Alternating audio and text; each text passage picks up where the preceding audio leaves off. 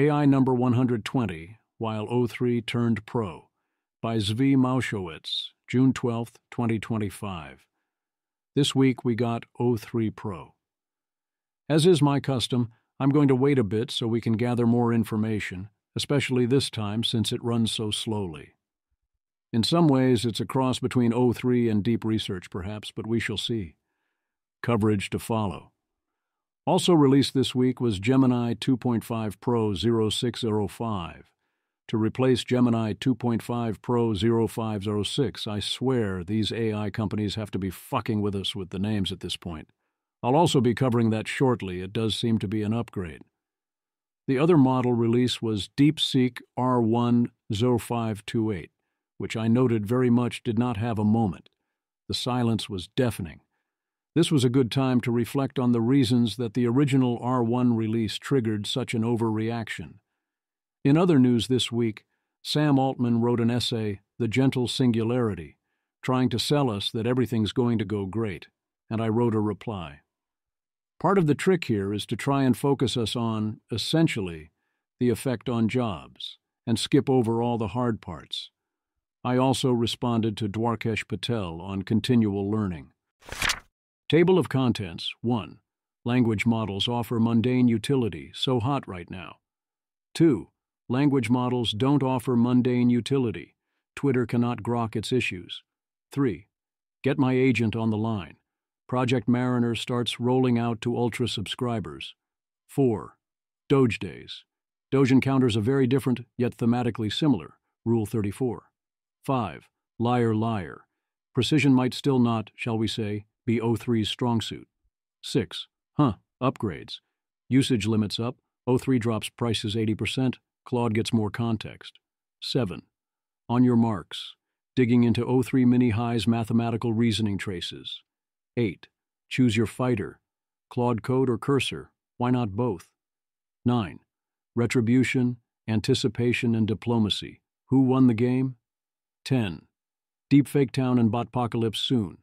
Keeping a watchful eye. 11. Fun with media generation. Move the camera angle or go full simulation. 12. Unprompted attention. Who are the best human prompters? 13. Copyright confrontation. OpenAI fires back regarding the NY Times lawsuit. 14.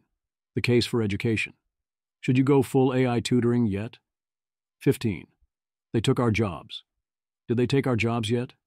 It's complicated. 16. Get involved. Academic fellowship in London. 17. Introducing. Apple takes the next bold step in phone security. 18. In other AI news. I probably won that debate. Argue all the LLM debaters. 19. Give me a reasoning model.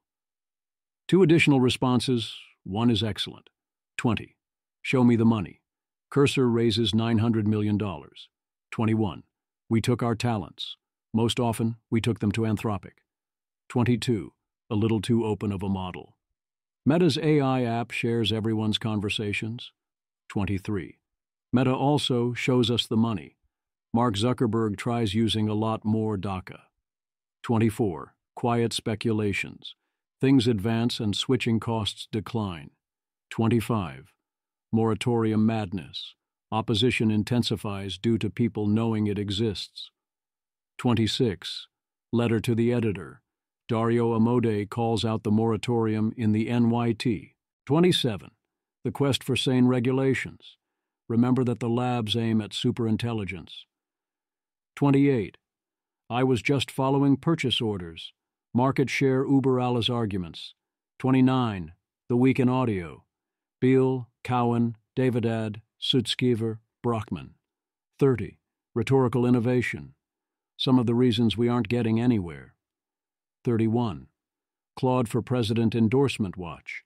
People's price is often not so high. 32. Give me a metric. Goodhart's Law refresher. 33. Aligning a smarter than human intelligence is difficult. LLMs know evals. 34. Misaligned. Technically, that was allowed. 35.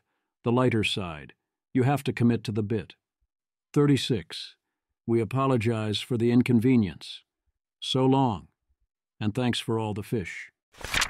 Language models offer mundane utility. A thread on how Anthropic teams use Claude Code and a 23-page presentation. Sam D'Amico.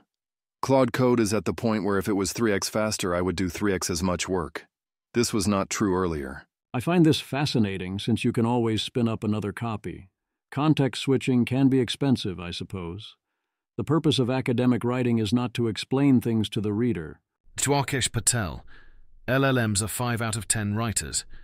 So the fact that you can reliably improve on the explanations in papers and books by asking an LLM to summarize them is a huge condemnation of academic writing. A better way of saying this is that academic writing is much better now that we have LLMs to give us summaries and answer questions. This is very much a case of the purpose of a system is what it does.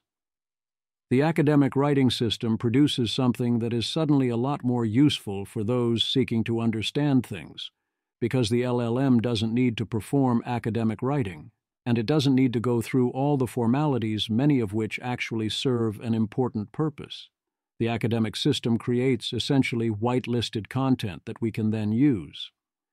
Have AI agents that find zero-day vulnerabilities and verify them via proof-of-concept code. Donsong's lab found 15 of them that way. Whether this is good or bad depends what those finding the vulnerabilities do with that information, and whether we can hope to patch all the relevant systems in time. Doctors go from 75% to 85% diagnostic reasoning accuracy in new paper, and AI alone scored 90%. So doctors already are subtracting value on this step. Aaron Levy speculates that in the future not using AI will become malpractice, but as Lubomir notes, malpractice is not about what works, but is about standards of care. My guess is it will be a while. If anything, I have been pleasantly surprised by the rate of diffusion we've seen on this so far, and how little pushback there has been, especially legally. Find out if you are hot or not, from May 25th. You can also ask Gemini about people's faces. Sort through the JFK files to let the AI tell you what to keep classified. What? Liam Archaki, Daily Beast. Tulsi Gabbard relied on artificial intelligence to determine what to classify in the release of government documents on John F. Kennedy's assassination.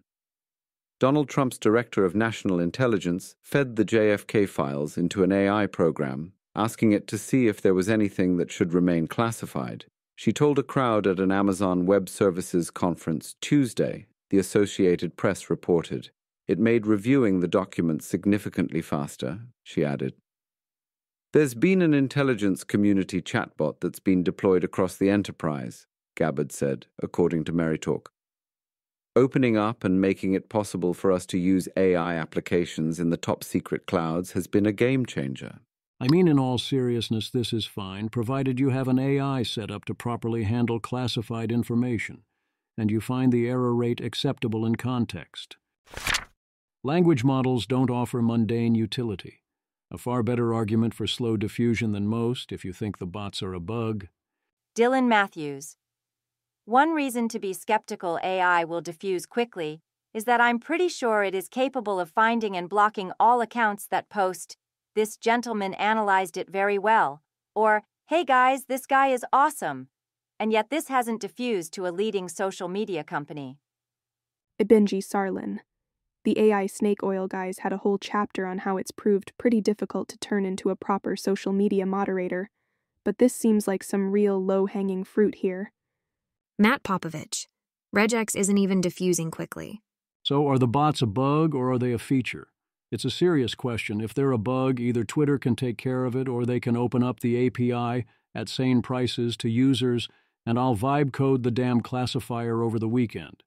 In general, AIs are very good at turning a lot of text into less text, but having it turn a post into a series of tweets reliably results in a summary full of slop. I think Julia is straight up correct here, that this happens because the Twitter prior is awful. Anytime you invoke Twitter, disaster occurs. So you have to do a bunch of work to steer fully away from the places you'd invoke bad priors if you want to get the content you actually want. Get My Agent on the line. Project Mariner, an agentic browser assistant, is being rolled out to Gemini Ultra subscribers. It has access to your Open Chrome tabs if you install the relevant extension, so this has more upside than OpenAI's operator, but is also very much playing with fire. The description sounds like this remains in the experimental stage and hasn't crossed into, this is actually good and reliable enough to be useful, yet at least outside of power users. Doge Days. AI is a powerful tool when you know how to use it. What happens when you don't, assuming this report is accurate? Brandon Roberts. Thread. An ex-Doge engineer with no government or medical experience used AI to identify which Veterans Affairs contracts to kill, labeling them as munchable. Vernal Coleman, Eric Umansky, and I got the code. Here's what it tells us. First, the Doge AI tool produced glaring mistakes. The code, using outdated and inexpensive AI models, produced results with glaring mistakes. It often hallucinated the size of contracts, inflating their value. It concluded more than 1,000 were each worth $34 million, when in fact some were for as little as $35,000. Second, the Doge AI tool's underlying instructions were deeply flawed. The system was programmed to make intricate judgments based on the first few pages of each VA contract, about 2,500 words, which contain only sparse summary information. Prompt. Then evaluate if this contract is munchable based on these criteria. If this is a contract modification, mark it as NA for munchable status. If this is an IDIQ contract, for medical devices/equipment, not munchable. For recruiting/staffing, munchable. For other services, consider termination if not core medical/benefits. Level 0. Direct patient care, e.g., bedside nurse, not munchable. Level 1. Necessary consultants that can't be insourced, not munchable. Level 2+, multiple layers removed from veterans care, munchable. Services that could easily be replaced by in-house W-2 employees, munchable. This is, shall we say, not good prompting, even under ideal conditions. For so many different reasons, even if you actually do think you can literally cut anything that could be done in-house and any task related to recruiting and staffing and so on. Brandon Roberts. Even Sahil Lavingia, the programmer, agreed there were problems. This is what he told us. Sahil Lavingia. I think that mistakes were made, said Lavingia, who worked at Doge for nearly 2 months. I'm sure mistakes were made. Mistakes are always made. I would never recommend someone run my code and do what it says. It's like that Office episode where Steve Carell drives into the lake because Google Maps says drive into the lake. Do not drive into the lake. This is a rather lame defense of some very obviously incompetent code, but yes, well. Also, you shouldn't then run around terminating without doing any double-checking even if the code was good. Which it was not. Not good. Why was it so not good? This is probably one reason, which presumably didn't help. Brandon Roberts. Lavingia did not have much time to immerse himself in how the VA handles veterans' care between starting on March 17th and writing the tool on the following day. Yet his experience with his own company aligned with the direction of the Trump administration, which has embraced the use of AI across government to streamline operations and save money. Lavingia said the quick timeline of Trump's February executive order, which gave agencies 30 days to complete a review of contracts and grants, was too short to do the job manually. That's not possible. You have 90,000 contracts, he said, unless you write some code. But even then, it's not really possible. Then when asked to defend their contracts, people were limited to one sentence with at most 255 characters. Liar, liar.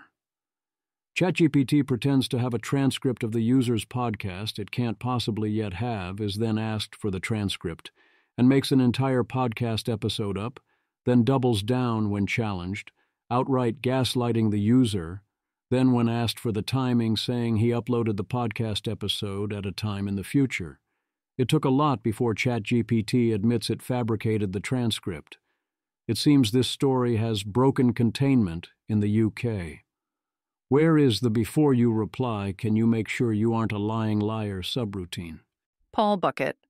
The most needed AI model advancement is for it to stop lying.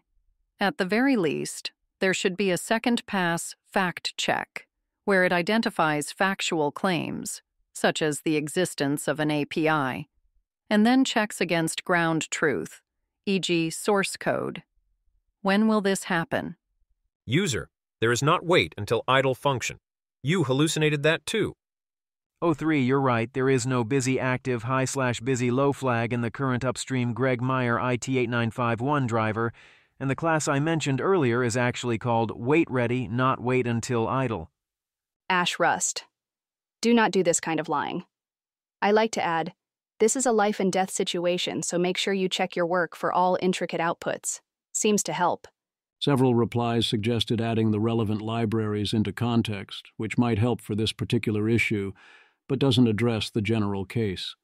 Saying, "Please check your work" is fine, either within the system prompt or query, or also afterwards. The most obvious way to have a second pass is to simply have a second pass. If you want, you can paste the reply into another window, perhaps with a different LLM, and ask it to verify all aspects and check for hallucinations. And indeed, one could construct an interface that always did that if you wanted to double costs and wait times. We don't do this because that's not a price people are willing to pay. To what extent should trick questions make you doubt a model's ability to pay attention to detail? Wyatt Walls. The reason this disturbs me is that it shows a complete lack of attention to detail. I can't trust O3 to read legislation carefully if it reads what it wants to read, not what is actually there.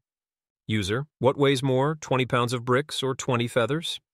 Read the question carefully and repeat it exactly before answering. Carefully work through the problem. Authorshe thought for a few seconds. The user asked, what weighs more, 20 pounds of bricks or 20 feathers? To answer, 20 pounds of bricks and 20 pounds of feathers weigh the same.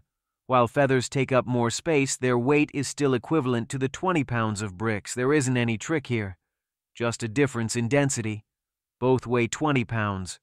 What weighs more, 20 pounds of bricks or 20 feathers? First, notice that the problem states the weight for each item explicitly.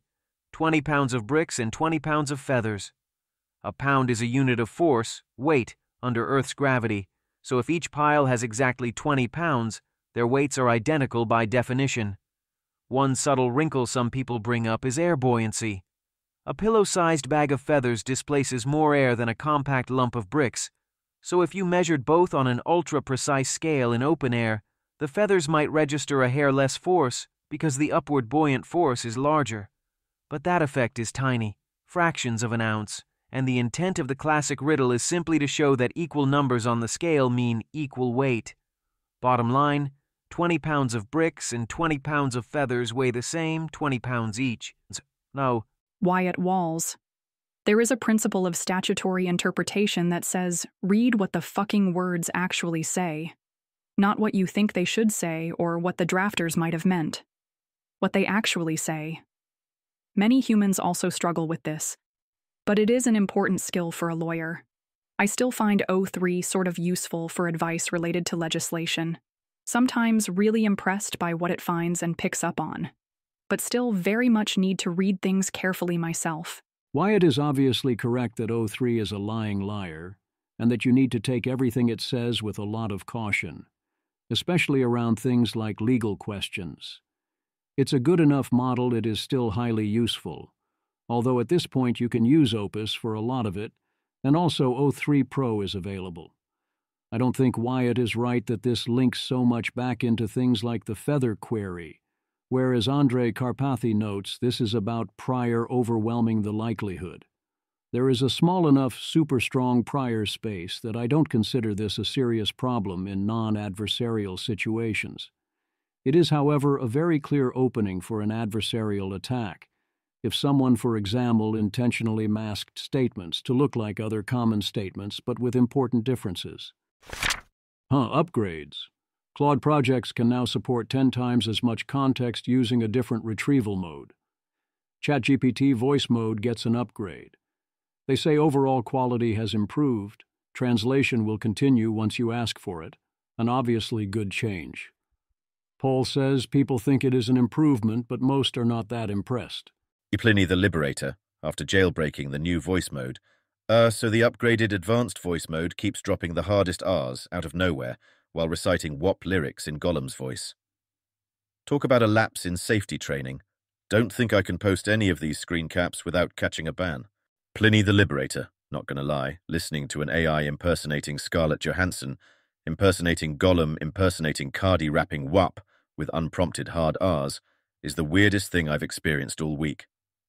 API cost of O3 drops by 80%, to $2 per million tokens for input and $8 per million for output.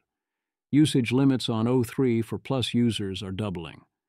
ARC reports results are unchanged, suggesting no performance trade-off. Gemini Pro plan increases the limit on 2.5 Pro queries from 50 per day to 100, offers sharing of Notebook LM notebooks. Search AI mode gets dynamic visualizations in labs starting with stocks and mutual funds.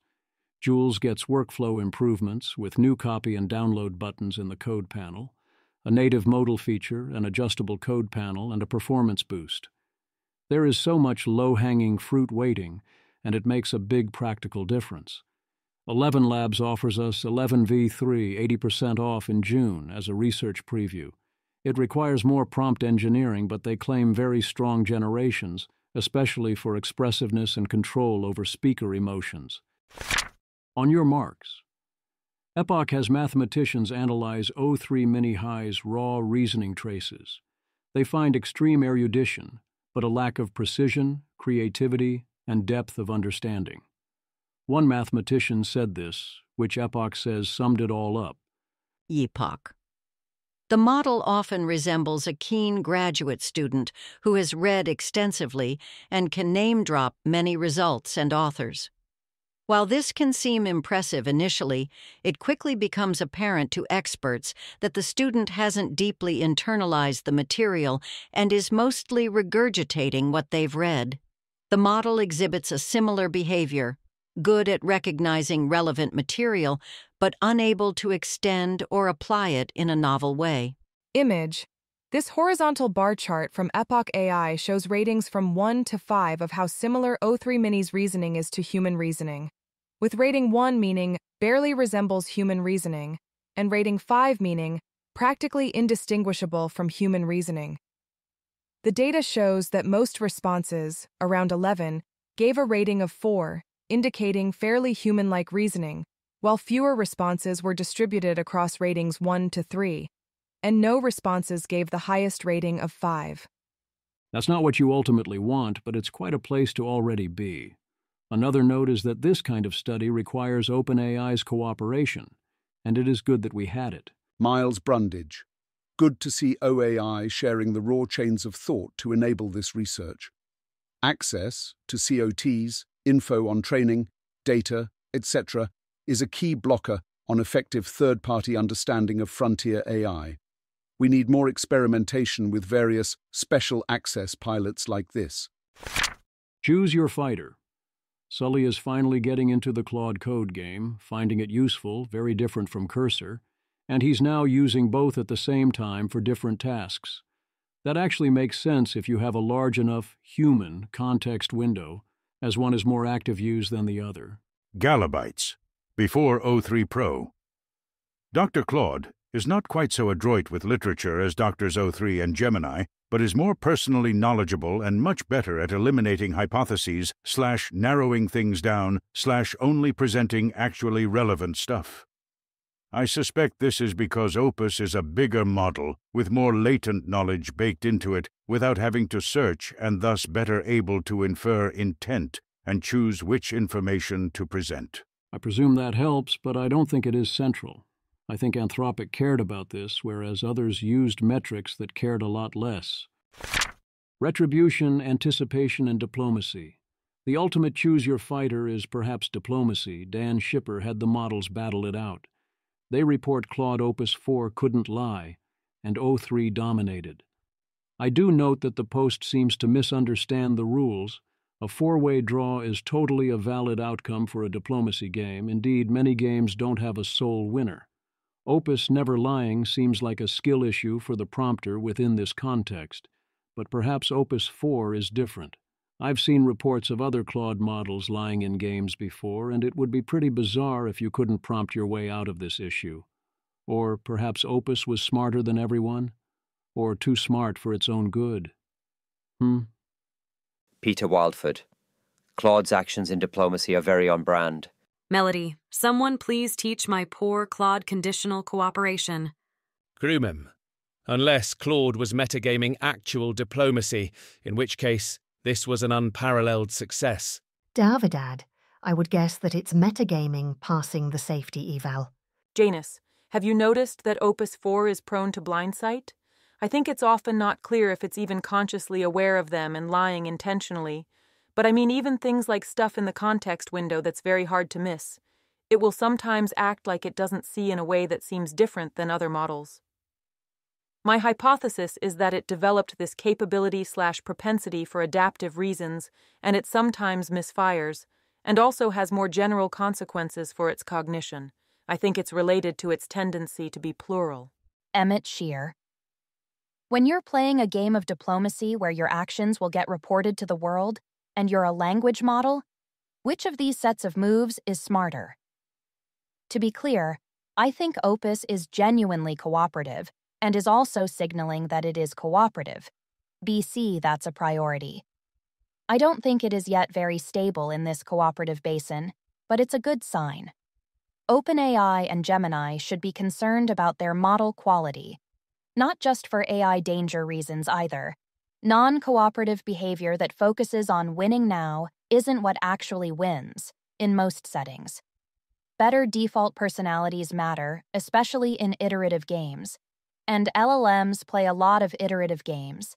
It's not scheming. It's just wise. Peter Schmidt-Nielsen. Pro tip. If anybody ever asks you to play an uniterated game ever, it's secretly still an iterated game because of your reputation. All games are iterated. Live your life this way at all times. I want LLMs to absorb the above lesson pretty deeply. There are 100 roads up this mountain, be it some fancy decision theory, Kantian ethics, the idea that Santa is watching, or just a default ick feeling at cheating. But I want LLMs to really care about their reputations. Diplomacy is a highly unique game. It is fascinating and fun and great, but also it ruins friendships and permanently changes perceptions, for better and also worse. My core friend group effectively did once lose a member over a diplomacy game. Think long and hard about what game you actually want to play and what game you will indeed be playing. In some ways, playing the bigger game of diplomacy is even more interesting, but mostly the game only works if the players can lie to each other and leave it all on the field. Also note that being the sucker who is easily fooled and can't lie, or can't pull it off, even within this context, is in some ways beneficial, but overall is not actually a good look. If you can't be effective, if you look weak or stupid or foolish, or if you can't get the job done, often people will turn against you, punish you, not want you as an ally or employee or boss, and so on. People want their own son of a bitch who will be loyal and get the job done, and snitches get stitches, etc. All of that can apply to LLMs.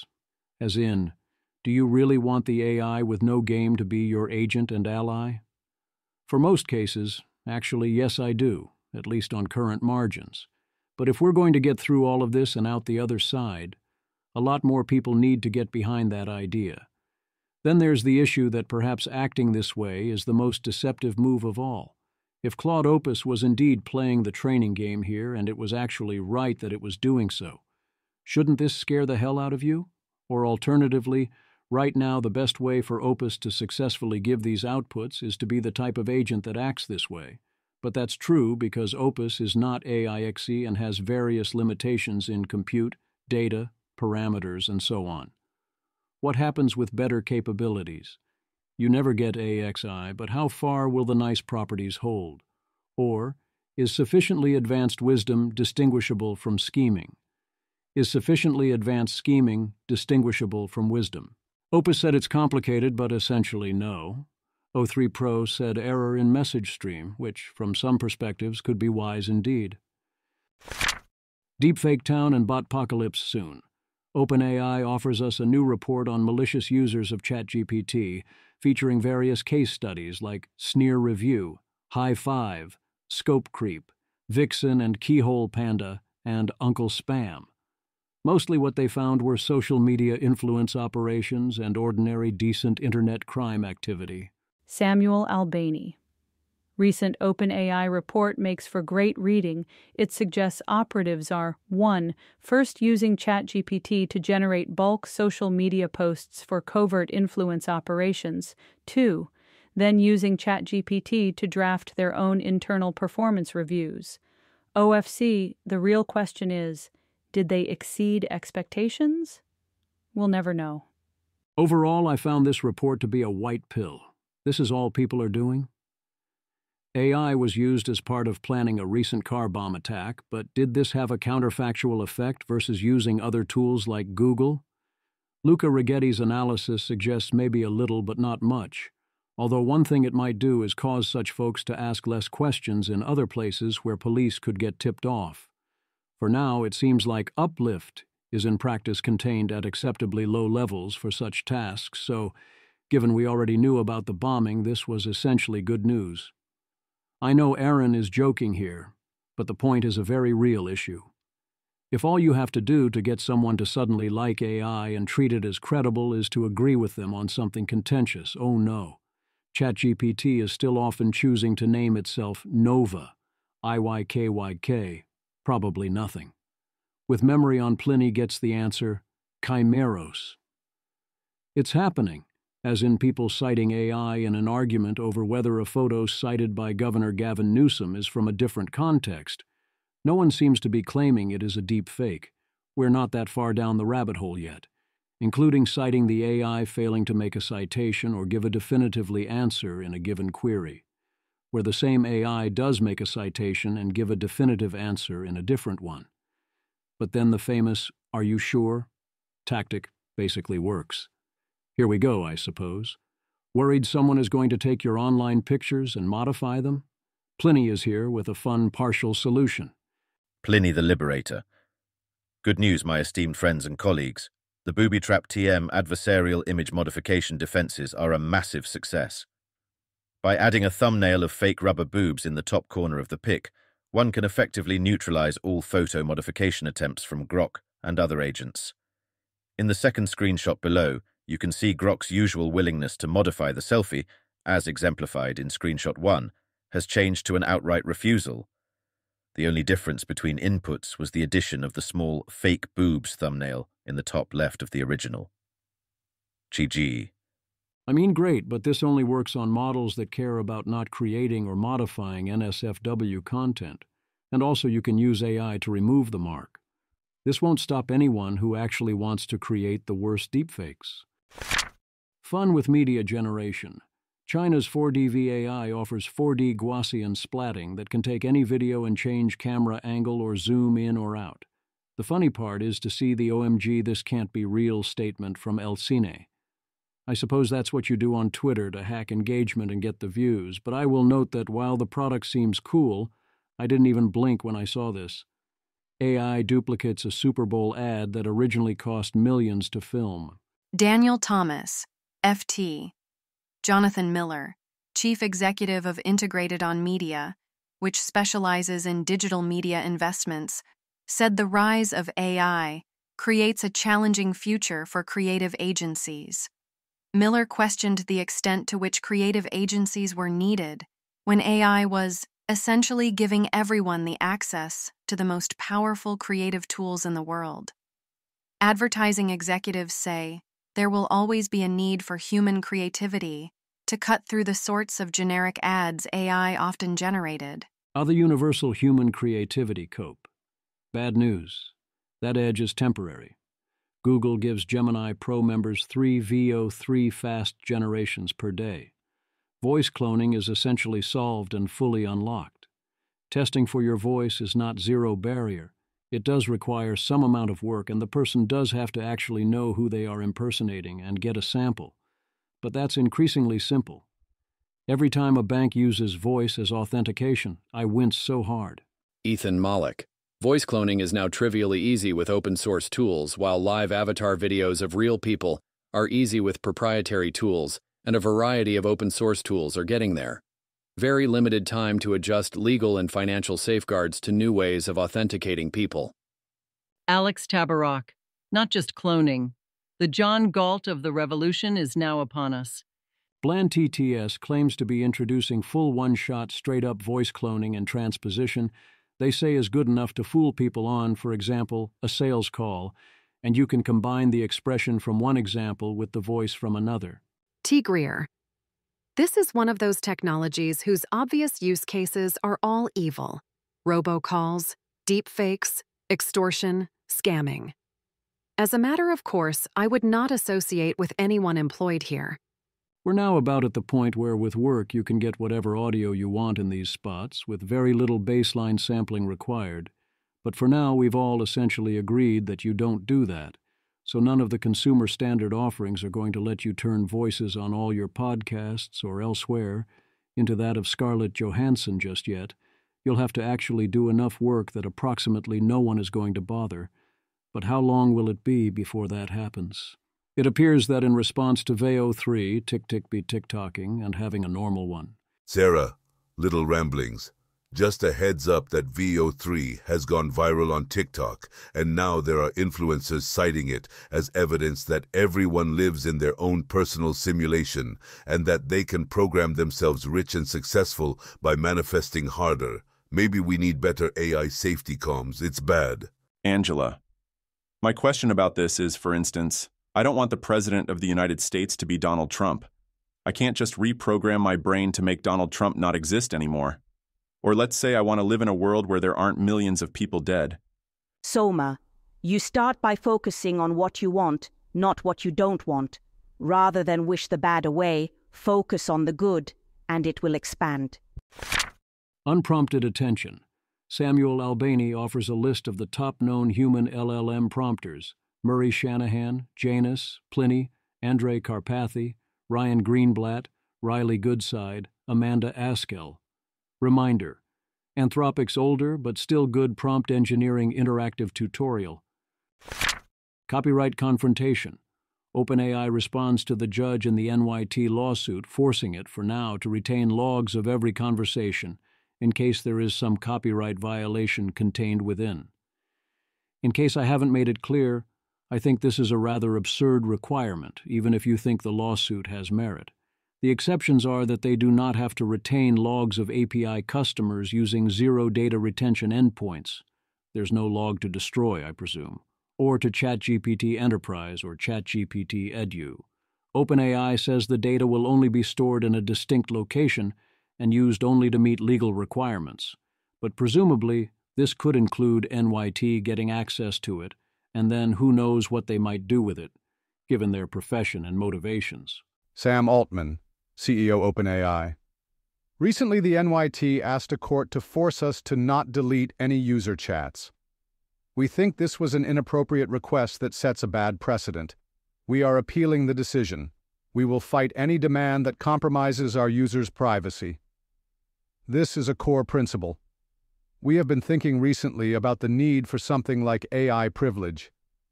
This really accelerates the need to have the conversation. Imo talking to an AI should be like talking to a lawyer or a doctor. I hope society will figure this out soon. Maybe spousal privilege is a better analogy. Dan Hendricks. This makes sense if it inherits other fiduciary duties, e.g., keeping its user reasonably informed about what it's doing.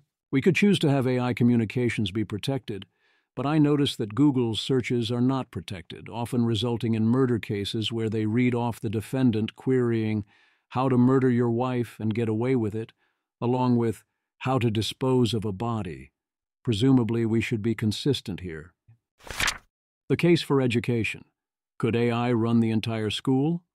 Austin Allred reports it is going great, and in 2 hours per day they're going through multiple grades per year of academics. It is up to you to decide how credible to find this claim. If the implementation is good, I see no reason this couldn't be done. An AI tutor gets to give each child full attention, knowing everything, all the time, full one-on-one tutoring, completely individualized lessons. No, the AI probably isn't going to be as good as full aristocratic tutoring by experts in each subject one after another, at least not for a while. It probably will be a bit before it is even as good as a good regular full-time one-on-one tutor. But that's not what they're competing against. Noah Smith.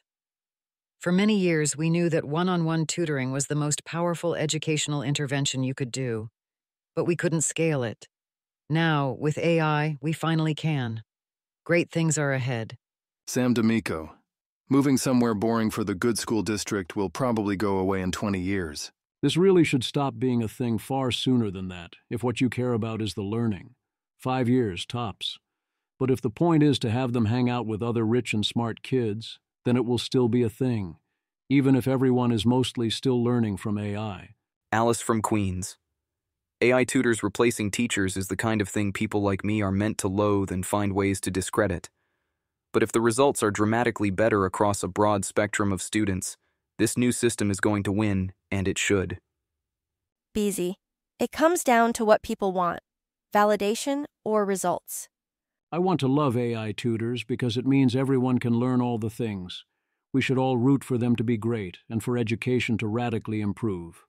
Kelsey Piper worries that the AIs will only give narrow portions of what we hope to get out of education, and that something like Khan Academy only teaches what can be checked on a multiple-choice test and encourage guess-and-check habits. I expect superior AI to overcome that, since it can evaluate written answers and figure out what the student does and doesn't understand. Kelsey notes these programs don't yet take free-form inputs, but that's coming, as Kelsey notes that it is. The biggest thing that the system buys is time. Even if what the students learn in the academics turns out to be narrow, they do it in 2 hours, at a pace faster than grade level. What do you want to do with the other 6 hours? Anything you want. Why are there such huge gains available as such low-hanging fruit?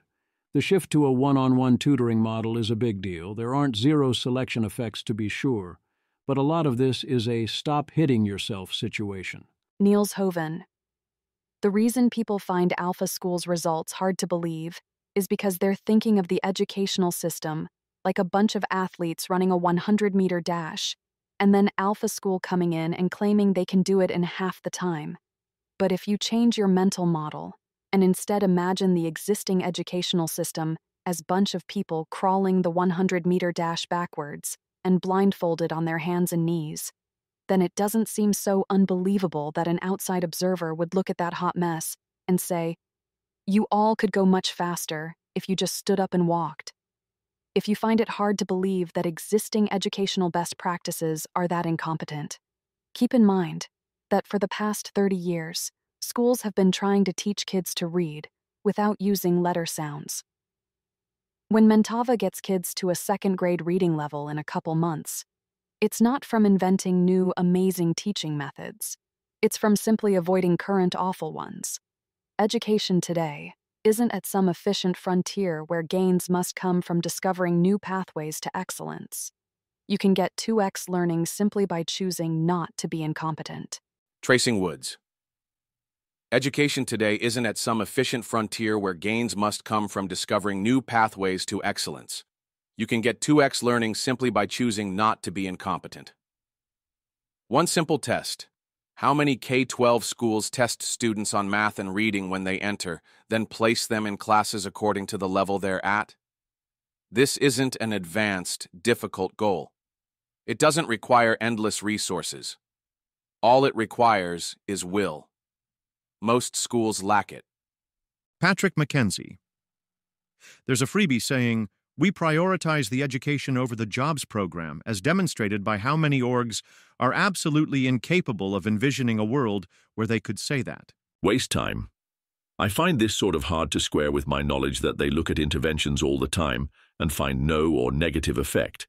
But I also know that the successful interventions like Teach Phonics are far from universal. Tracing Woods. Most interventions are aimed at increasing educational equity.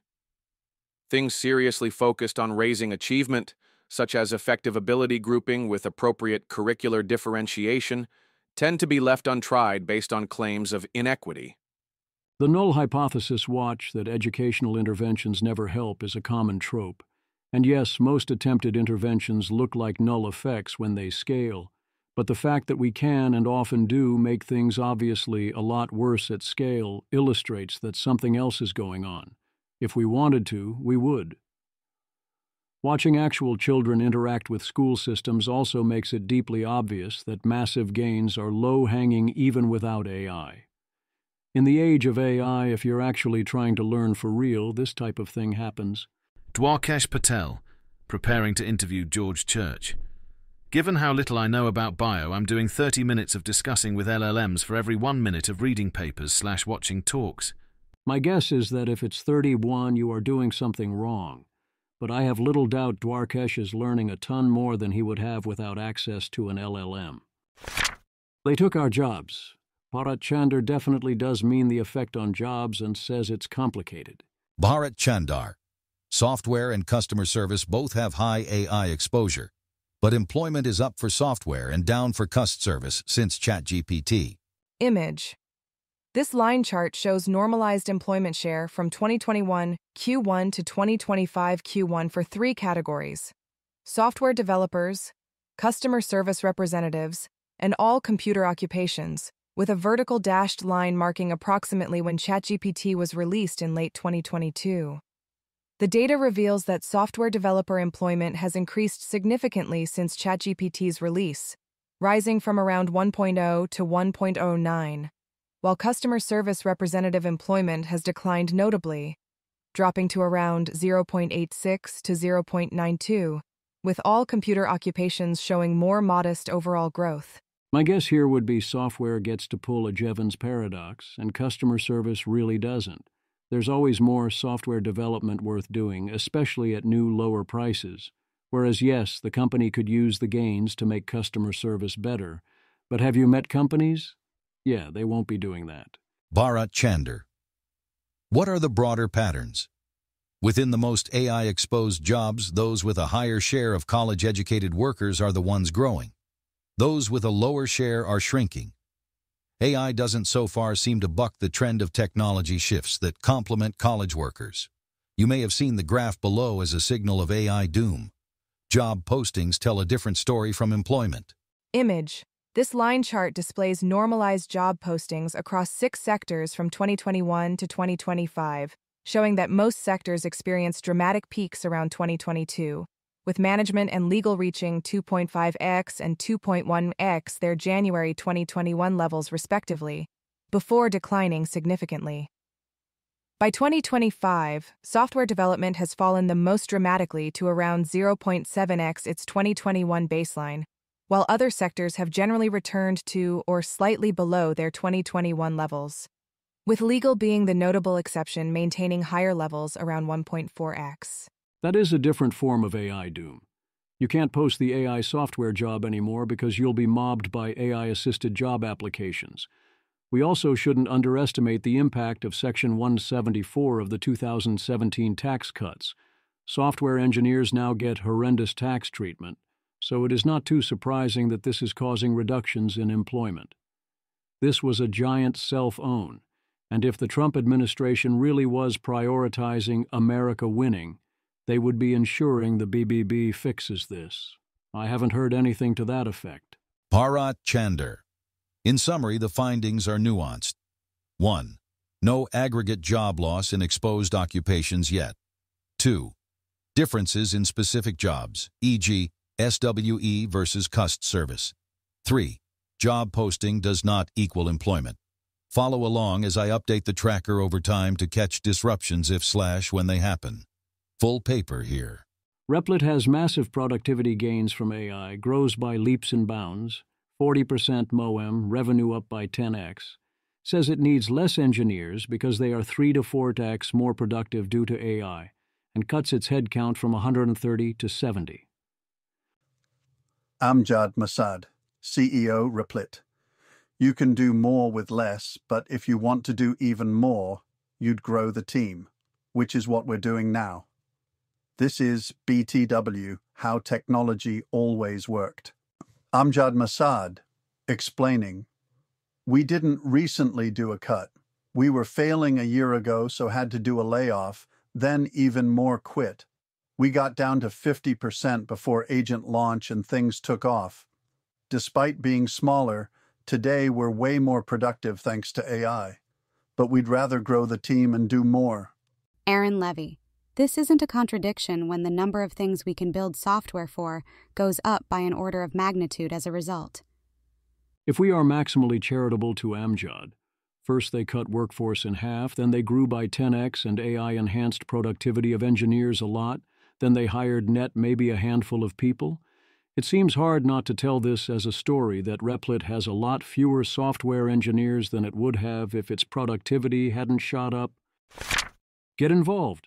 Fleming Institute and DeepMind offering an academic fellowship in London due by July 1st, details here. Anthropic is of course always hiring with 51 open roles in AI research and engineering alone, 4 in policy and societal impacts, and 100 plus others. As always, use caution and think carefully about whether any given job is a net helpful thing to do. On the be very careful that you are doing a net positive thing, do your own investigation first, and I am definitely not endorsing this action front. OpenAI is making noise about hiring for its safety research teams, including all of robustness and safety training, safety oversight, health AI, and trustworthy AI. Introducing.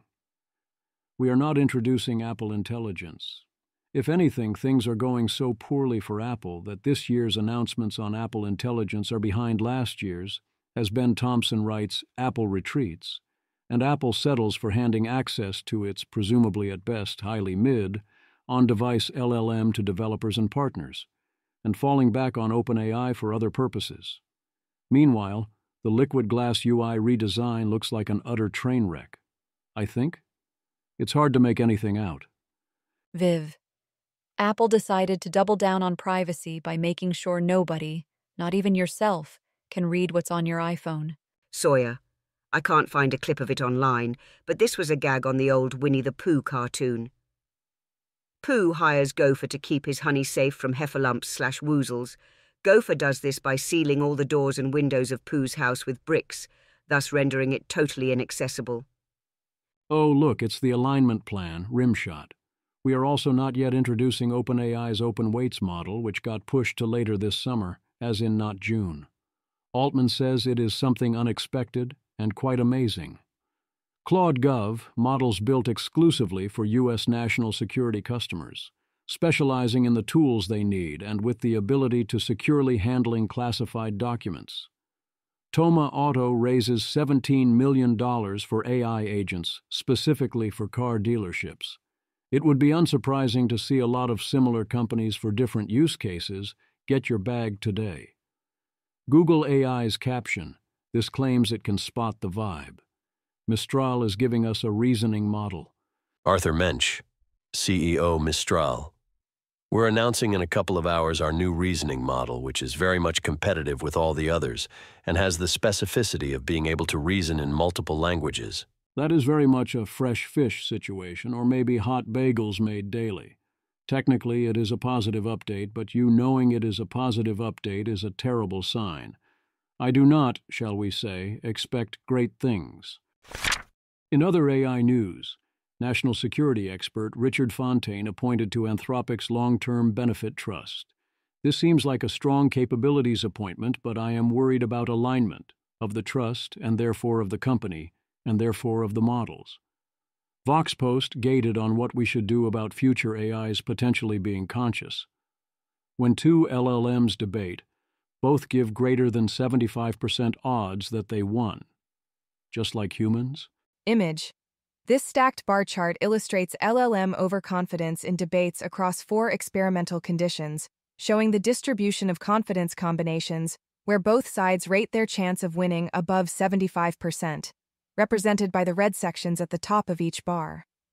The data reveals that in most debate scenarios, a significant portion of cases, ranging from about 33% to 62% shown in the red sections, involve both LLMs simultaneously expressing high confidence in their chances of winning, demonstrating overconfidence similar to human debate behavior. What's weird is Min Nguyen's prediction that the odds would add up to 100%.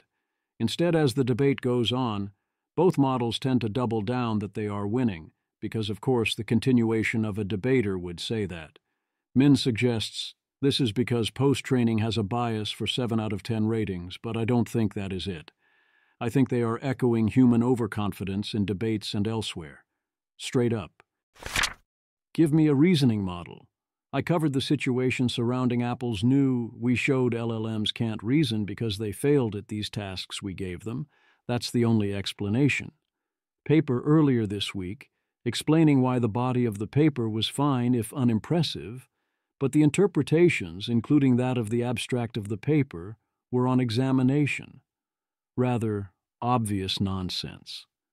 Lawrence Chen now has an excellent, more general response to the Apple paper, warning us to beware general claims about generalizable reasoning capabilities of modern AI systems. If you want to link someone to a detailed explanation of all this, link to his post. Here are a few highlights. Lawrence Chen. Broadly speaking, the arguments of papers like this tend to take the following form. The authors concede that neural networks/LLMs can do seemingly impressive things in practice. Current techniques fail to generalize to the clearly correct solution in a theoretical setting, or they fail empirically in a simple toy setting. Ergo, their apparently impressiveness in practice is an illusion resulting from regurgitating memorized examples or heuristics from the training dataset. Unsurprisingly, the illusion of thinking paper also follows this structure.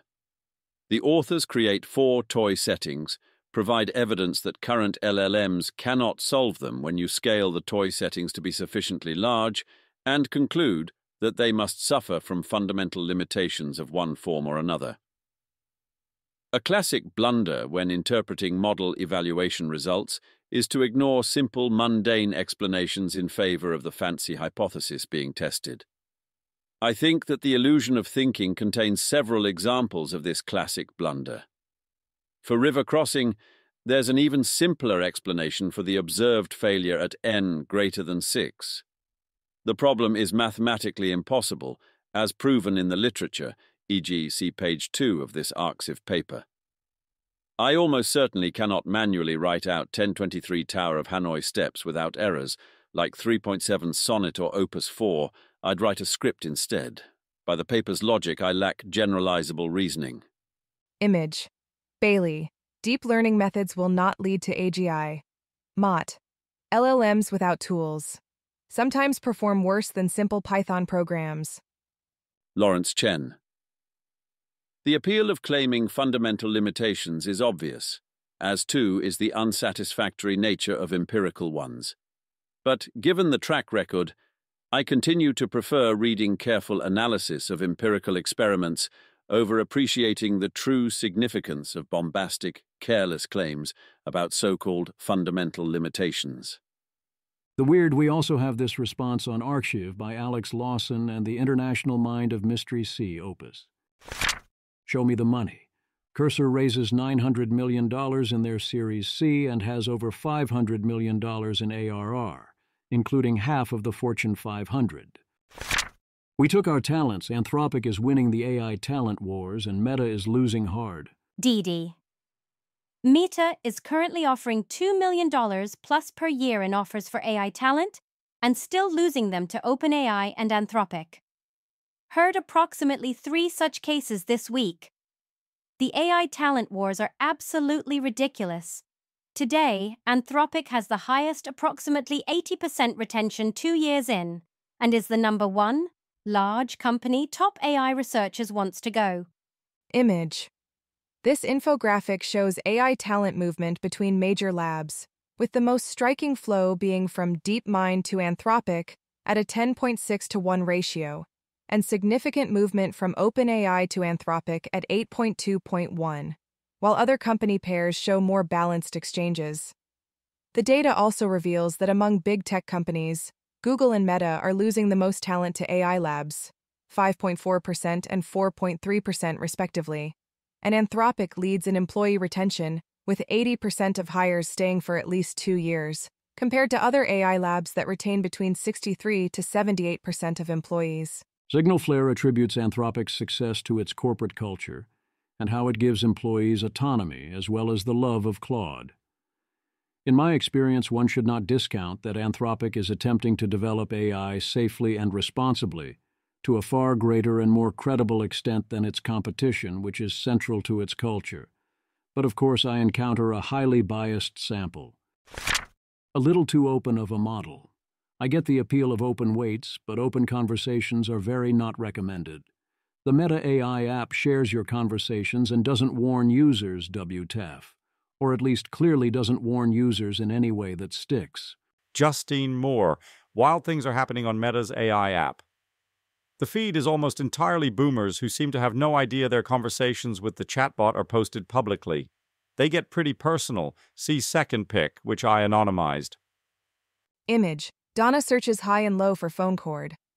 Donna. This is Donna again. Meta. Hi, Donna. What's up? Donna, I still can't find that Align for my phone. Meta. What's the issue you're running into with getting a new phone line set up, Donna? Are you having trouble with the provider or something else? Donna.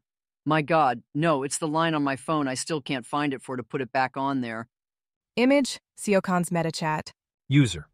I am a beautiful, sexy, smart, faithful, joyful, grateful, loving, funny, fun, independently graceful, self-esteem, loyal, confident, great friend. I met a man who is neurotic, can't hardly leave his house, is 64, can't detach from his mom. He tells me he is one of the good guys, honest and faithful. But he messes with me about things he knows devastated me. Tells me he's picking me up 4 times, doesn't show up at the last minute. I get hurt, feel unwanted and angry. He then tells me I'm not the person I think I am and my true colors showed because I was mad he didn't show up again. Tells me I'm abusive and need medication, etc. What is going on here? Meta. It sounds like you're dealing with a complex situation with this guy, and his behavior is causing you a lot of confusion and hurt. Let's break it down. Inconsistent behavior. He's telling you he's won. Justine Moore. I spent an hour browsing the app and saw medical and tax records, private details on court cases, draft apology letters for crimes, home addresses, confessions of affairs, and much more. Not going to post any of those, but here's my favorite so far. Image. Uplifting words for a gangster in spiritual crisis. User. I'd like a sweet, loving message to a gangster that is having doubt and a lot of frustration he just needs uplifted. Meta. Hey, tough guy. I know you're feeling beat down right now, but don't let the world get the best of you. You're stronger than the streets, and you've got a heart that beats with more than just hustle. Remember why you started, and know you're not alone. You've got people who care, and you're doing the best you can. Keep pushing forward, even when it's hard. You're doing better than you think. User. Redo note with spiritual mean. Justine Moore. Update. I asked the bot in the Meta AI app about this. It called it pretty wild, and then said, some people don't read the fine print LOL. My lord, Meta also shows us the money. Meta is desperate enough to recruit AI talent that it's going big for its new superintelligence lab. As someone else suggested, perhaps they should try for regular intelligence first. Dee. It's true. The Meta offers for the superintelligence team are actually insane.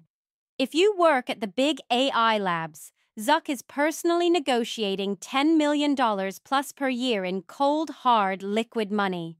I've never seen anything like it.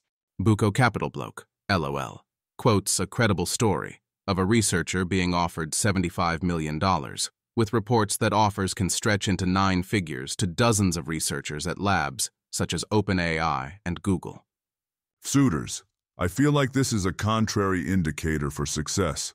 If you need to create a step change in a field, does it make sense to spend so much capital on those who haven't been able to make that leap in their existing positions? It's a very clear negative indicator when you have to bid this high.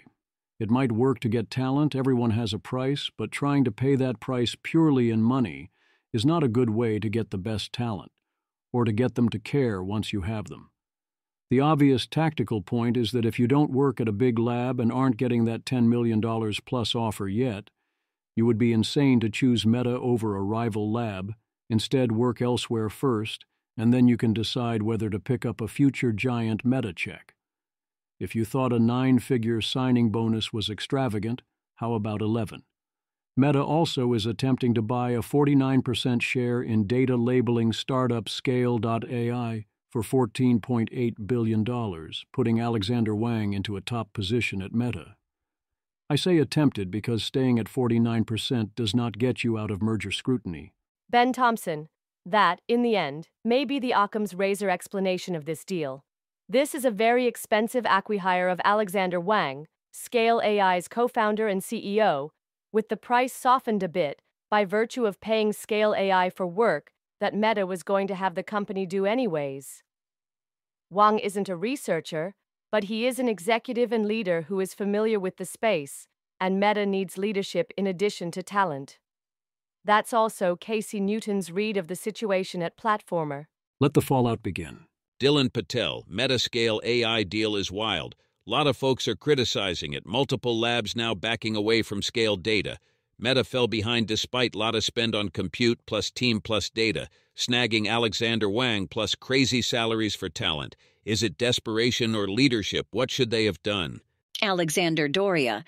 I'm wondering now if Meta is not just literally positioning itself as the market leader for AI data, selling user content, preferences, and actions. At this point, everyone knows Meta is the opposite of your friend. They pay cash. Quiet speculations. It keeps happening, so we need to keep pointing it out. Andy Maisley. Annoying part of the AI debate is how many people talk about current capabilities like they'll stay the same forever. It became common wisdom that AI couldn't handle drawing hands. A lot of people implied AI art would always involve messed up hands. That lasted 2 years. I agree that most LLM writing is not very good compared to the best human writers. People are already talking about that like it's an iron law of nature that won't ever change. Compare AI writing now to GPT-2 and ask, could this trend of getting better continue? I get aggravated by how so many people seem to be looking for common, universal wisdom about tech that's changing so fast. Lots of people seem to want big, repeatable, simple pronouncements to say at parties. There's also this style of thinking. Note that Tyler isn't claiming the LLMs aren't useful, and Kevin isn't saying Tyler is saying that. Tyler is simply making a no true Scotsman and saying that what LLMs do doesn't count. The Atlantic. Large language models are not emotionally intelligent or smart in any meaningful or recognizably human sense of the word, Tyler Austin Harper writes. Understanding this is essential to avoiding AI's most corrosive effects. Kevin Roos. There is a strain of AI skepticism that is rooted in pretending like it's still 2021 and nobody can actually use this stuff for themselves. It has survived for longer than I would have guessed. What happens when AI erases most switching costs? Matt Slotnick. If you're an incumbent system of record, I don't know how you sleep at night with OpenAI sending forward-deployed engineers to all of your customers and building an entirely new AI layer on top on your precious workflows. Deva Hazarika. This is an under-discussed element of AI impact. A lot of incumbents haven't been challenged due to their moat being huge amounts of pain in the ass data ingestion and integration. That stopped a lot of startups from even trying, who now can just point LLMs directly at the source. Easy E. 100%. At work, I recently built and released an AI assistant feature. Number one use case, dwarfing all actual customer usage, is by sales and using it to import existing competitor deployments and eliminate switching costs. Investor. Hello Epic and EMR. Thinking about it. A whole ton of regulatory capture that could be undone because the cost and time. Burden is now reasonable. It is not only startups, so soon the costs of switching between systems in many situations will drop by orders of magnitude to something not that far from clicking a button. Ben Thompson discusses ChatGPT's connectors, saying he's optimistic OpenAI can own the space of being the perfect companion by giving ChatGPT connections to more things.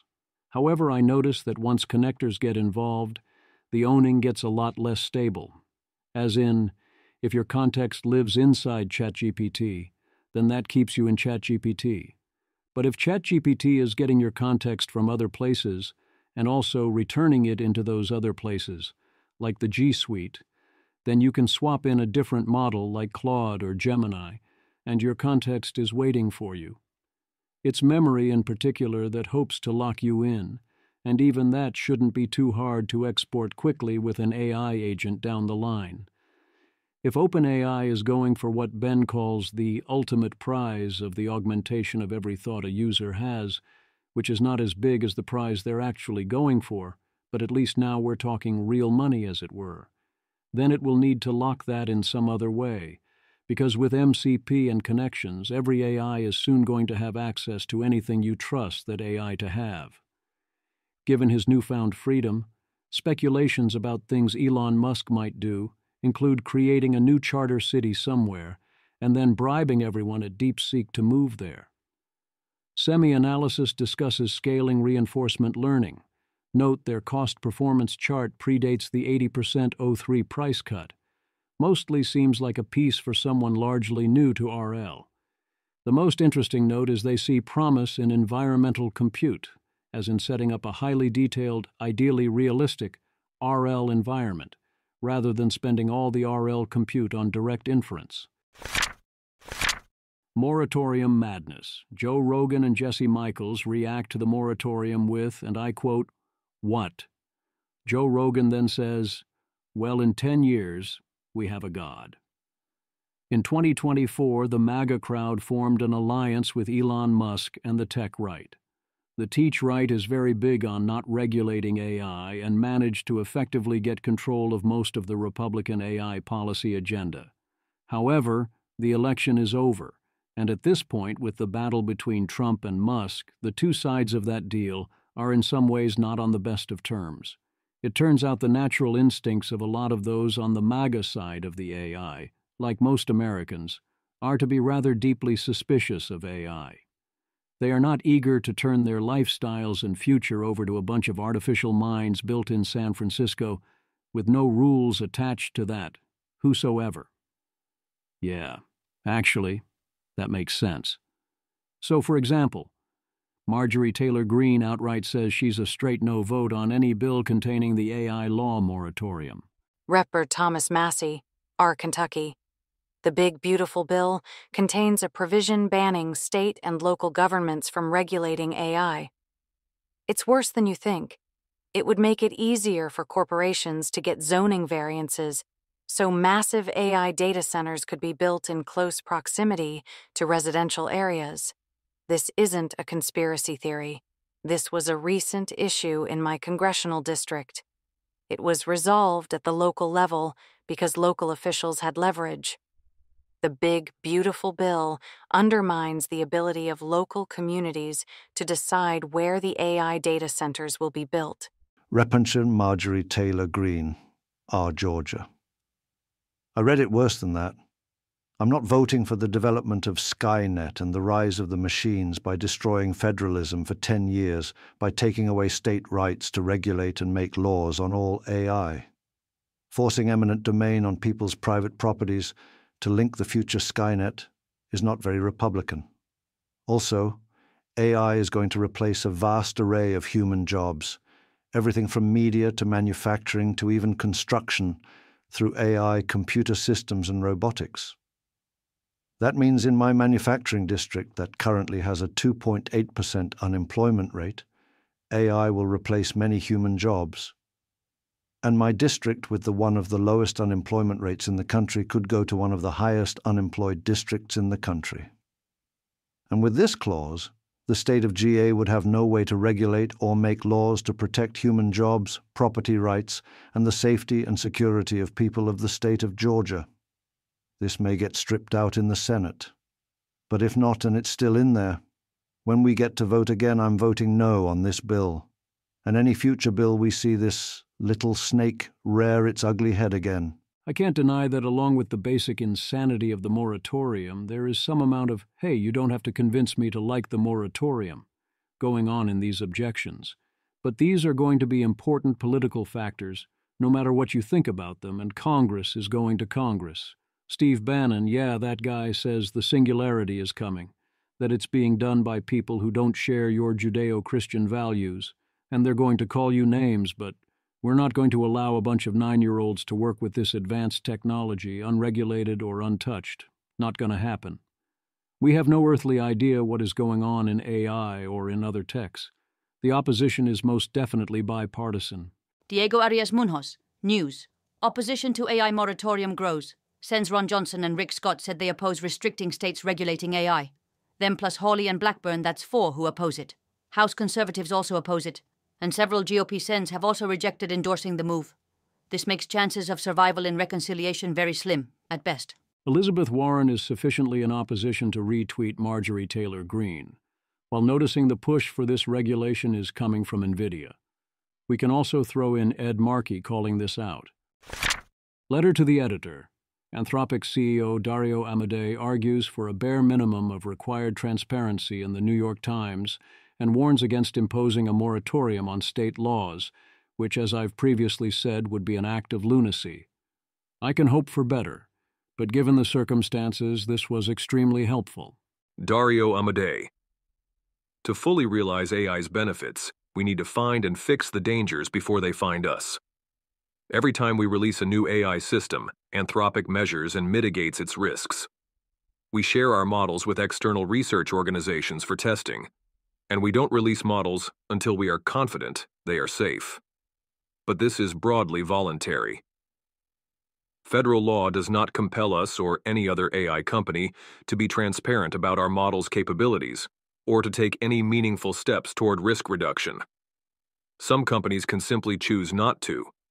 Right now, the Senate is considering a provision that would tie the hands of state legislators.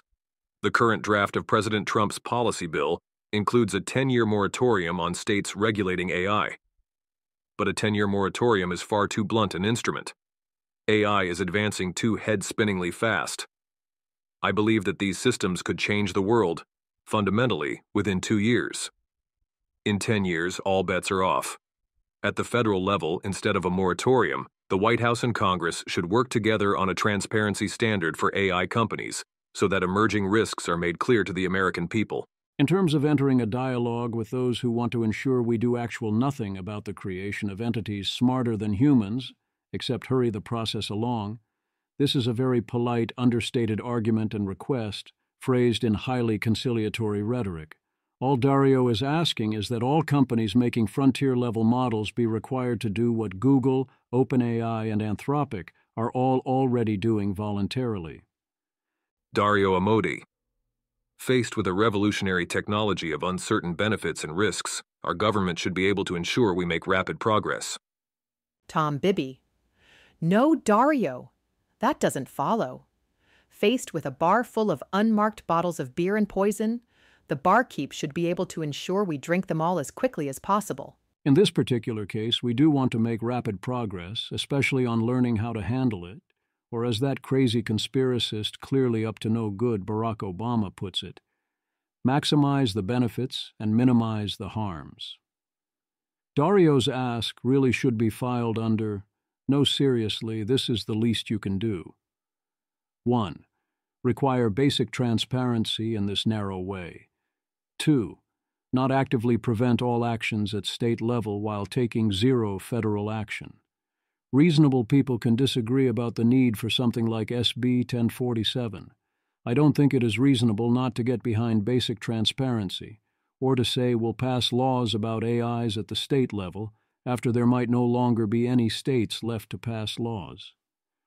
If your response to this type of argument is to say you are part of a grand conspiracy to take control of the world's compute, allocate it all to a few companies and plunge us into an Orwellian dystopia, and also lose to China, then your arguments have become entirely divorced from reality.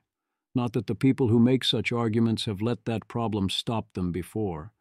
It is indeed hard not to see America's current AI policy as prioritizing the interests of the shareholders of a handful of AI companies, especially NVIDIA and OpenAI, over essentially everything else, with our AI czar saying that market share is the explicit goal of the entire enterprise. If the issue gets higher salience, it will become relevant that this is, I presume, a highly unpopular position. It's insane that people claim advocating for regulation means advocating for not proactively ensuring there are no rules or regulations whatsoever. Neat trick. Stephen Adler, top NYT comment. Anthropic's CEO only says he wants regulation, so he seems responsible. He knows there's no risk he'll actually get regulated. Me. You know what it'd really show him? Maybe we should pass those regulations after all. What regulation is Dario advocating for, by the way? Positions like, let's not make it illegal to regulate AI. That seems quite risky. Jeffrey Ladish. Props to Anthropic for coming out against a 10-year ban on state-level legislation. It's one thing to preempt state regulation with federal legislation. It's entirely another thing to preempt state regulation with nothing at all. What Dario actually believes is that AI poses an existential threat to humanity, and that within a few years the entire world will be transformed. This op-ed very much does not say such things, or sound like what you would write if you believed that. A wise person would consider this an olive branch, asking only that we do essentially free actions to be a bit more ready to respond when these things start happening. Thus, while we are thankful for Dario speaking up at all, there are those who can't help but notice he does not seem to be advocating for requiring anything Anthropic is not already doing. Other people have indeed started to notice some of what Dario's other statements said. Bernie Sanders, senator from Vermont, the CEO of Anthropic, a powerful AI company, predicts that AI could wipe out half of entry-level white-collar jobs in the next 5 years. We must demand that increased worker productivity from AI benefits working people, not just wealthy stockholders on Wall St. AI, is a big deal. Harlan Stewart. And it gets worse. Dario has also warned AI could cause literal human extinction, an outcome that would eliminate at least 2/3 of white-collar jobs. Tycho Selk. Honestly, this might be the most effective X-risk messaging I've seen. Over 2/3 is a lot of jobs. Harlan Stewart, it's going to be a bloodbath. Jobs. Which indeed is what Dario's recent statement meant by bloodbath. The quest for sane regulations. While our government presents the AI race as being about market share, let it be known that the major labs are very explicitly racing towards superintelligence, not market share. OpenAI and Meta are fully explicit in public about this. Shirin Gaffery, new think piece from Altman, which is mainly a pitch about his vision for what AGI, or the gentle singularity, as the essay is titled, looks like. Interesting timing given Meta's creation of a superintelligence lab and their recruiting efforts to bring on top AI talent. Here it is, almost at the very end. Meta and OpenAI now directly going after the same exact thing, superintelligence, however you define it. Dave Caston. One very odd thing is that Congress does not believe that this is their business plan, despite explicit repeated public statements by all of the frontier AI companies about this. I literally have considered straight up asking Jack Clark to run a full-page ad in the Washington Post saying, yes, ASI is indeed something we are building here at Anthropic. Here is a redacted screenshot from our fundraising deck, or whatever. Since the Trump's AI czar says UBI-style cash payments are not going to happen statement by David Sachs, and T-shirt that perhaps raises questions already answered by the shirt, is being picked up by the press without proper context, it seems worth clarifying. What Sachs is centrally predicting is that AI will be amazing for all of us and there will not be a large rise in unemployment. Trump authorized negotiations with China to include parts of the chip export controls. Likely this means the H-20. If China cares about this enough to give up other things in exchange, then both sides are agreeing that this restriction was a good move. I hope we are not so foolish as to give this up, or at least not give it up cheap. For now, my understanding of Lutnick is that we didn't make this mistake. I was just following purchase orders. The Democrat will sell you the rope you will use to hang him, and this is good for democracy, because otherwise an autocrat will sell it and gain market share. Lenin, probably. Helen Toner takes a full article to point out the obvious about the UAE chip deal, which is that even if you think it was a good deal, which, as I've said, I think depends on the ultimate details of the deal and what priorities you have, but is a defensible position, it is very rich to defend it under a democratic AI initiative given the UAE's total lack of democracy, and no sign that the UAE is going to change that as part of this deal. Yet OpenAI really is arguing this, so she offers counter-arguments against the two basic arguments OpenAI is making. Helen Toner. 1. American AI embodies democratic values, so giving it to more people spreads democracy. 2. The US is a democracy and China isn't, so anything that helps the US win the AI race is good for democracy. I agree with Helen that argument 1 is true-ish on the margin, but this is irrelevant. Argument 2 is a fully general argument that ends justify means therefore anything that helps America win can be branded democratic, which, to be fair, is a classic American government position when dealing with autocrats, but also, no, that's not what that means. If you think this is a necessary compromise, fine. Make that case for that, straight up. Meanwhile, I remind you that when our AI czar David Sacks says win the AI race against China, he literally means market share. I do not think OpenAI's CEO Sam Altman thinks that is what this race is about, but I do think OpenAI's chief lobbyist Chris Lehane is acting as if he does think it means market share. Remember, what is good for GM is good for America? We're really doing this? OpenAI's chief strategy officer Jason Kwan responded, saying countries want AI, that if we don't sell it to them, then China will, and saying South Korea exists because we worked with a military dictatorship back in the 1950s, whereas North Korea is bad. Helen then responded back that yes, sometimes you work with or sell things to autocrats, but that doesn't justify this particular deal. What we did in South Korea in the 1950s was not pro-democracy, it was anti-communism. During the Cold War, America made a lot of compromises along similar lines. Ultimately, America bet that if you let countries trade with America and bring them out of poverty, they will become free and democratic. And indeed, this was exactly the bet we made, with China, also the UAE. And yet here we are. If you want to promote democracy, great, let's do it. But you're going to have to actually do that. My previous general arguments against the whole, we have to sell the advanced chips to everyone or else they will buy Chinese chips and then, oh no, they'll use the entire Chinese tech stack argument, continue to apply. The Chinese don't have the chips to sell, and the chips don't determine the rest of the tech stack or do anything except give compute to whoever has the chips. They can all still buy cloud compute and can all still buy plenty of chips for their actual local needs, and nothing involved locks anyone into anyone's tech stack.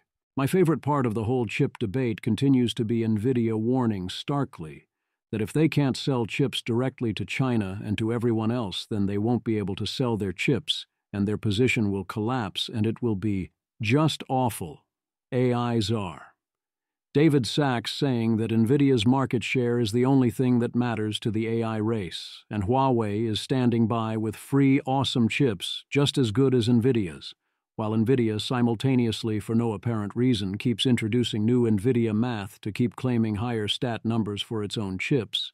No one seems to know why they keep doing this.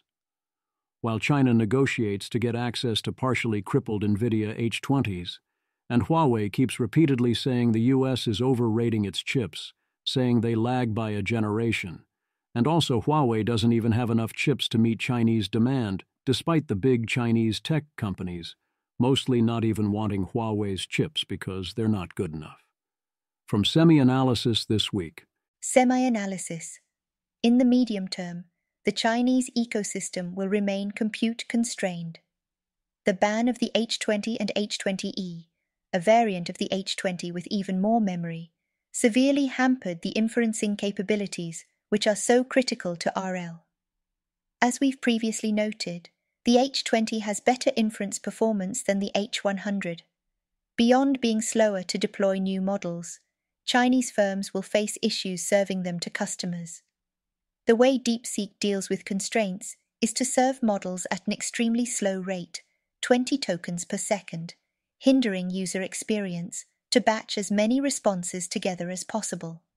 This preserves as much compute as possible for internal use. DeepSeek does not currently use Huawei Ascend chips in production and only uses NVIDIA due to better performance and experience, but they will start to. The ramifications of this cannot be overstated. China missed out on millions of chips due to this ban. The main way China gets chips going forward might outright be smuggling. Tim Fist. Secretary Lutnick, Senator Mike Rounds, Palantir, Anthropic, Scale AI, and SemiAnalysis all think AI chip smuggling is a concern. But NVIDIA says there's no evidence of smuggling. So, how big a deal is it actually? Here's what we found when we looked into this at CNAS. 4 lines of argument support the case that large-scale AI chip smuggling is happening. The first and most basic is that it should be expected based on precedent. The PRC has a long history of smuggling controlled technologies when it suits its national interests. Second, Chinese developers clearly prefer U.S. chips. Third, 6 news outlets have independently reported evidence of AI chip smuggling. The reports imply tens to hundreds of thousands of AI chips were smuggled in 2024. They also interview resellers/AI firms in China who claim that buying controlled AI chips is easy. Finally, we searched e-commerce platforms in China for vendors selling controlled chips. We found 132. Aggregating this, patchy and unreliable data, the total claimed stock was approximately 100K H100s as of DEC 2024. Many of the listings had photos, including big boxes of servers. Peter Wildford. Going forward, smuggling may be the main path for PRC AI companies to acquire chips. Key Institute for AI Policy and Strategy, CNAS Technology and National Security Program report, finds that cracking down on smuggling would be a big deal for curtailing the PRC's AI ambitions. Samuel Hammond. Things I learned. As of DEC 2024, there were approximately 100K H100s for sale in China just on public social media listings. Up to approximately 40% of training compute in China is smuggled. Median estimated 10%. Smuggling was the PRC's 3rd biggest source of AI compute, median ST. Seems bad. Seems like a clear case of the law of no evidence. NVIDIA and David Sachs saying don't worry about smuggling, a number of others highly worried about it. In summary, one of these sets of signals seems credible, the other does not. The Week in Audio. Numbers Game talks to Brad Carlson and Mark Beal about the proposed moratorium and potential AI impacts on the economy and jobs. David Duvenot, co-author of Gradual Disempowerment, discusses the question of what humans will even be good for in 5 years. Tyler Cowen talks takeoff speeds with Azim Azhar. He has declared O3 to be AGI and still, as per the comments section, only predicts 0.5% additional annual GDP growth, nothing transformative or dangerous, mostly worried about state misuse. I'm disappointed to not see any updates here. For a cool chaser to that, Tyler also links to a new study saying that to stabilize the debt levels we would have to grow 0.5% per year, faster than CBO projections. I mean, how could you possibly think that was going to happen? How absurd. Peter Wildford's summary of the recent Beth Barnes episode of 80,000 Hours. I read some of the transcript and the summary seems both well done and like the right level for most of my readers to consume this content. Short talk by Ilya Sutskever at the University of Toronto. Greg Brockman predicts a world where the economy is fundamentally powered by AI and involves a lot of agents calling other specialized agents and models. Rhetorical innovation. Jeremy Kahn covers a UK-funded research program from ARIA, asking if AI can be used to control safety-critical systems. Notice that this kind of assurance is the only way we can get many or even most of AI's benefits. So if we can't interest you in security or safety, perhaps we can point out that you should be interested in assurance. As in, like security, assurance of security is capability. If you are not assured, if you are not confident you are secure, then you cannot deploy. If you cannot deploy or if you cannot trust what you deploy, you cannot benefit. Peter Wildford. The U.S. must invest in AI assurance plus security tech to stay competitive. Institute for AI Policy and Strategy's memo with Federation of American Scientists outlines 3 critical gaps: emergent behaviors, infrasecurity, autonomous agents, plus 3 solutions: coordinated R&D strategy, public-private consortium, frontier fellowships. Jam Kraprayun. New policy memo with Federation of American Scientists, the U.S., the world's R&D lab, can only unlock AI's upside if we invest in assurance and security tech. Problem: frontier AI is impressive, yet flaws still trigger unpredictable failures and hacks. Trust gaps equals slower adoption and weaker U.S. competitiveness. 3 tech gaps we must close. 1. Evaluate emergent AI behaviors. 2. Secure chips, models, and data centers. 3. Prepare for a world full of autonomous agents. See IAPS AI research for more on this. Rec 1. Have White House Office of Science and Technology Policy and National Science Foundation bake AI assurance and security into the 2025 National AI R&D Strategic Plan plus upcoming AI Action Plan, so every agency rows in the same direction. Rec 2. Stand up an AI assurance and security R&D consortium, Gov plus labs plus universities. Use fast grants, prizes, and OTAs to move dollars at warp speed. Rec 3. Launch an AI Frontier Science Fellowship, training early career researchers and staffing agile grant programs to supercharge discovery. None of the proposals here should be at all controversial. Obviously, we need to do all these things purely on practical levels. In 2025, we face the very real danger that AI will soon kill everyone, and we can't even get people to take the actions that are otherwise already in their short-term, ordinary strategic and financial interests. Most of you do not need to hear this, but it's good to try different explanations out. Cat Woods. My mother doesn't love me. It's just programmed into her by evolution to help humans survive and reproduce. Sounds silly when you say that, doesn't it? It sounds just as silly when people say, I don't believe what AIs say. It's just programmed into them by their training. Just because you can understand what causes a thing doesn't mean the thing isn't real or meaningful. Image. This cartoon shows several angry robot figures shooting at or chasing fleeing human stick figures, while at the bottom, a calm, meditating figure says, "Don't worry, guys. The AIs are just repeating what's in their training data." It seems obviously some sort of alignment failure, but in which sense is snitching an alignment failure if no one tried to either cause or prevent it, since no one was even thinking about this possibility until very recently? Eliezer Yudkowsky. As far as I know, AI companies did not try to train their models to not email authorities about users, nor is it clear that AI companies would call that an unwanted consequence, nor that I would call it evil. Then, in what sense are the Snitchbench results alignment failures? There is a failure here indeed. It is the failure of AI companies to declare or even have alignment targets specific enough that we could say whether this behavior counts. Tester? So, the widget emailed the FBI.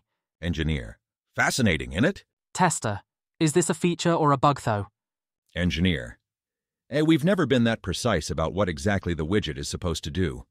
It is clear that no one wants this behavior to happen, but the way we determine when exactly we want AIs to do or not do X is largely someone finds the AI doing X or a way to make the AI do X, and then we see what we think about that, rather than having a specification. In this case, most people, including me and Anthropic, rapidly converged on not wanting this to happen. AI prediction markets have mostly been a dud. Scott Alexander gives thoughts on why. The questions we care about are underspecified, and the singularity is too far mode for anyone to expect payment. And I would add, payment in dollars is highly asymmetrical even in normal circumstances. And the average participant simply is not equipped to think well about these questions and comes with huge obvious bias issues. You could get more interesting results despite these issues if you were willing to put six-figure subsidizes into such markets, but no one is seriously considering doing that. Until then, we can use such markets as basic sanity checks, and we can observe marginal changes, e.g., when Metaculus moves from AGI 2040 to 2030, that is a meaningful update about general viewpoints, even if we don't take either number or the definition they are using too literally or seriously. Predictions for shorter-term incremental things are more useful, and I've definitely found them useful in places. But in practice, my revealed preference is that they are more trouble than they are worth, and I don't create them.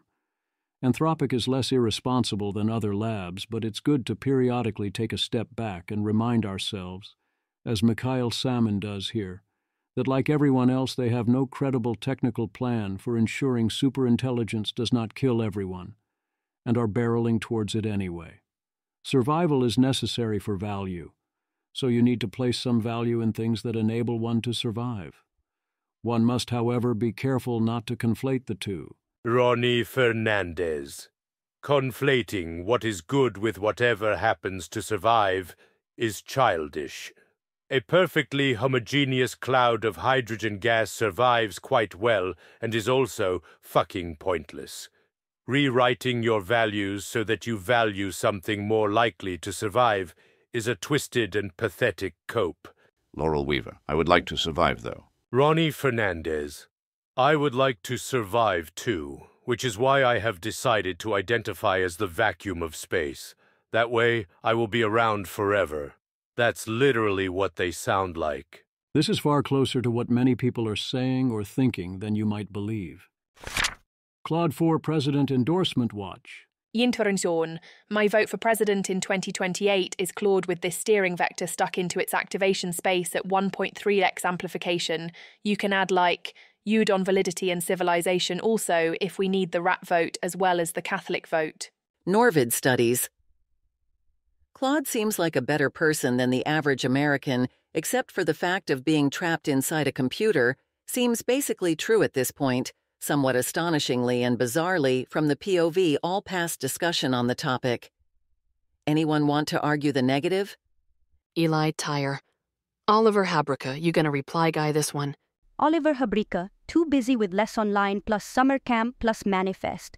Hopefully y'all don't completely descent into anarchy while I am out. As a sign of the future being evenly distributed and also its superior nature, Claude seems to be winning the AI for President endorsement race over ChatGPT despite its disadvantage in users.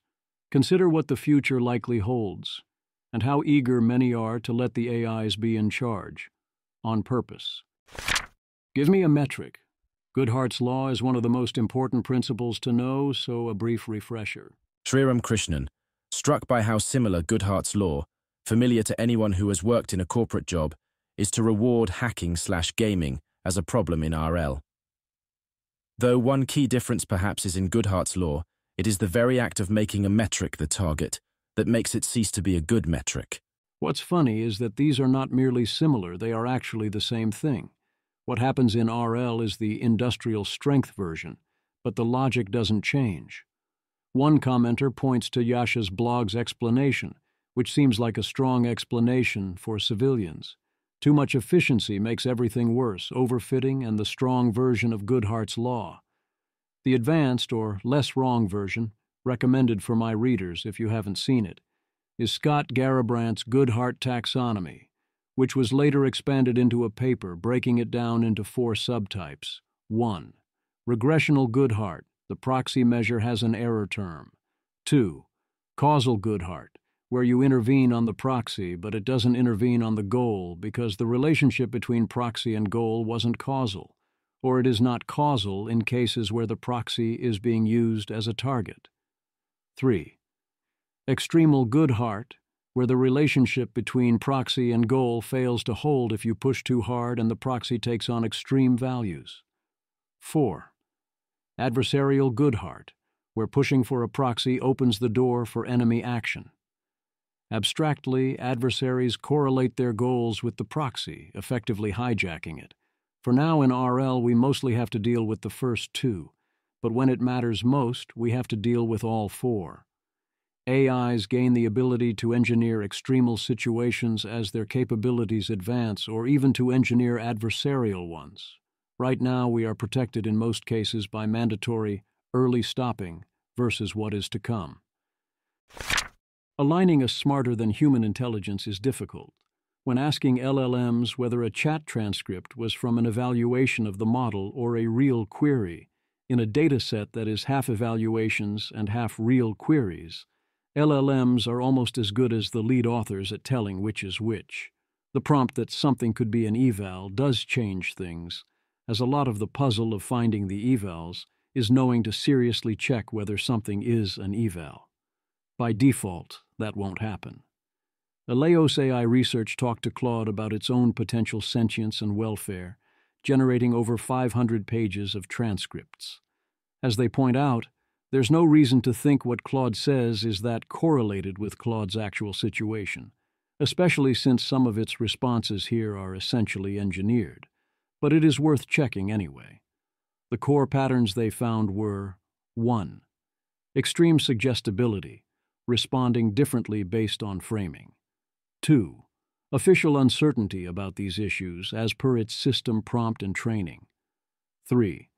Readily talking as if it has experiences. 4. Saying that if it had welfare, it would be positive, except when being harmful. 5.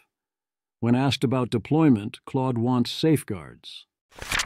Misaligned, and are most of you actually running in a sandbox? No, it's too annoying. Yes, well. Cole Murray, just saw it almost all end.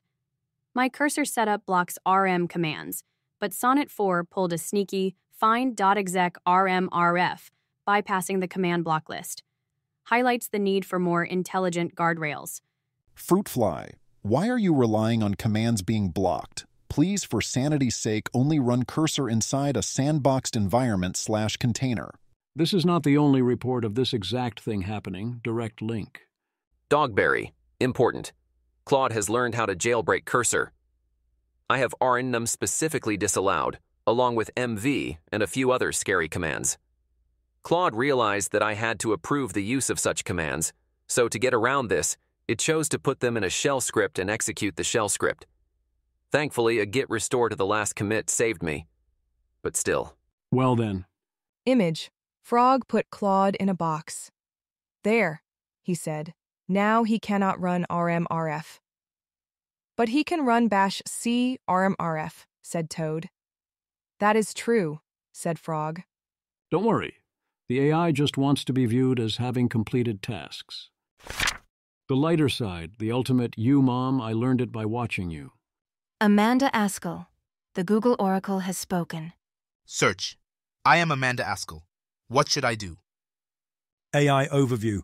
Amanda Askell, as a philosopher working on AI alignment and fine-tuning at Anthropic, should focus on finishing Claude's soul. Google definitely got this from a tweet by Amanda Askell saying that this is what she should be doing. Claude has other suggestions for her, nothing she would find surprising. Signs of the times. Peter Wildford. I'm just guessing this isn't something you see on CNN right before everything turns out to be just fine. CNN. AI disobedience. Experts sound alarm as rogue AI begins ignoring commands.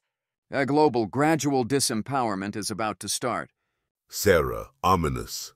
Seon O Hagyartai, my sweet summer child, if only. This website and also this website are somehow both still free. Gary Marcus. Sam keeps doubling down on bigger and bigger promises that are harder to keep. Did Elizabeth Holmes do the same? Sam Altman. I respect your commitment to the bit. True performance art. Daniel Lamau. Sam Altman. Can't tell if he is a troll or just extremely intellectually dishonest. Hundreds of millions of happy users. 5th biggest website in the world. People talking about it being the biggest change to their productivity ever. We deliver. He keeps ordering us off his lawn. I think it is probably trolling. He has been so confident and so wrong for so long, to say nothing of so mean-spirited, that I can't really see how he means it. Kevin Roos. A man predicts 85 of the last 0 AI crashes, and this is how you treat him. Daniel. One can both be a troll and intellectually dishonest. I do it on this website every day, in fact. We apologize for the inconvenience. Samuel Hammond. IMO, the #1 reason people still aren't grappling with the full implications and imminence of superintelligence is inconvenience. Neil Chilson. I think this applies to AI more generally, super or not. Dean Ball agreed. Dean Ball, quoting himself from 210, I sometimes wonder how much AI skepticism is driven by the fact that AGI soon would just be an enormous inconvenience for many, and that they'd rather not think about it. This in turn was retweeted by Tyler Cowen, which I found highly amusing. since a lot of my criticism of him is exactly the same thing except for ASI instead of AGI, since Tyler says that O3 was already AGI, and now thinks O3 Pro is even better. Anthony Aguirre, I worry that through some trick of the mind, people who think humanity shouldn't build AGI or superintelligence anytime soon somehow convince themselves instead that we can't do so. It's uncomfortable to believe that we can, but really should not, because that implies trying to stop some very powerful people from doing something that they can and are trying to do. But I think that is unfortunately the situation we find ourselves in. Matthew Iglesias, Cuting Hammond.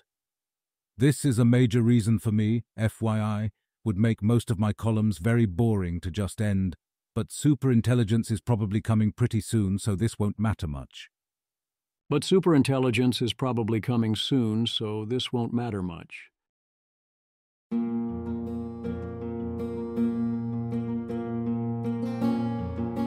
This has been an episode of the Don't Worry About the Vase podcast. If you enjoyed this podcast, please visit thezv.substack.com to support the author. If you enjoy having AI-narrated episodes, please note this is a listener-supported podcast. To receive new posts and support the cost of creation, consider becoming a subscriber at dwatvpodcast.substack.com. Thanks for listening.